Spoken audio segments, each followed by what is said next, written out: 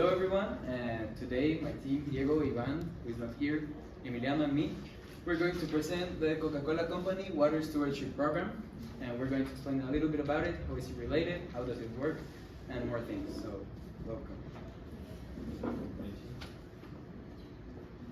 So the Coca-Cola Water Stewardship Program focuses on ensuring the sustainable water use, and this is by enhancing the water they consume, improving water efficiency, and supporting clean water access in communities.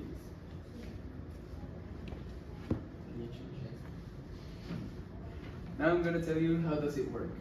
Well, by various partnerships, they implement water conservation projects, restoring, for example, watersheds, promoting rainwater harvesting, and enhancing irrigation practices in agriculture. Basically, their goal is to balance the water they use by releasing it back into nature and the communities, especially in the water scarce regions, while improving access to clean water and the sanitation level. Now, how can they measure the social impact? Well, first they use third parties so that they can verify and ensure the accuracy of their water replacement efforts. Also, they can track the volume of water returned to nature and communities through conservation and restoration projects. They also can measure with number of people who gain access to clean water and sanitation through their programs. Additionally, Coca-Cola collaborates with partners like WWF and NGO to access the long-term impact on their ecosystems.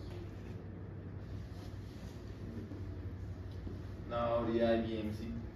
Well, in this, the problem statement is that the world is experiencing increased water scarcity with demand for safe, usable water exceeding supply in certain areas. Talking about the mission statement in the IBMC, is that our 2030 water security strategy is focused on accelerating the actions needed to increase these water operations and security where we operate, so we can help the people's lives. So the key partners are the bottom partners, suppliers, consumers, customers, key partners, and governments and NGOs. Yes. Key activities.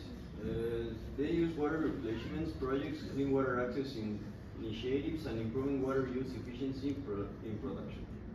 The key resources we're going to need is financial investment, human resources, water technology, and partnership networks. The value proposition is to ensure sustainable water and replenishment of the water, increasing access to clean water in communities, reducing environmental impact through water conservation. Also, they use different stakeholders relationships like trust building through sustainability reports, engagement with communities via water access programs, and collaboration with global partners.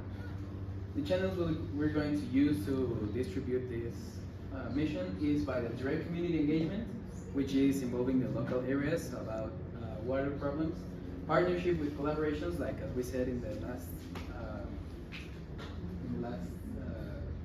page, about the WWF and some other collaborations, like with NGOs and governments to these projects. And for last one is the public reporting, which is by reports, project impact, and sustainability disclosures. The stakeholder segments are communities, customers, consumers, suppliers, government, regulatory authorities, non-governmental and intergovernmental organizations, communities, the Coca-Cola Company, and employees. And finally, the revenue streams, that it's focused on selling concentrates and syrups to bottling facilities globally and by selling finished products to retail other distribution. So finally, the cost structure are investments in water conservation, partnership and community outreach costs, and operational costs for efficient water use. The intended impact is to create programs with sustainable and responsible use of water, and also create practices that benefit both the environment and communities. Now, how is it related to us? This Coca-Cola water program is related to the Raincatcher enterprise, which is ours, by focusing on sustainable water management and improving access to clean water. We share these goals in common by replenishing water resources and using methods like rainwater harvesting to address water scarcity and ensure long-term water availability in vulnerable communities, the same as Coca-Cola wants and the same as the Raincatcher does in rural areas. Richard? Yes. And here you can have a SWOT analysis that is similar to a FOD analysis, if you know in that way. And the strengths, it has global reach and influence, significant financial resources, and established partnerships with NGOs and governments. Also in the opportunities, they can expand water conservation initiatives to new regions, developing innovative water treatment technologies, enhancing brand image through sustainability efforts. Their weakness can be high water consumption in beverage production, potential inconsistency, public skepticism, and threat, increasing water scarcity in key operational areas, stricter regulations on water use, and competition from other companies. So in conclusion, the Coca-Cola's IB Committee shows a strategic focus on sustainable water use through partnerships, community engagement, and replenishment projects. This aligns with the goals of Raincatcher enterprises, which also focus on water conservation in scarce areas.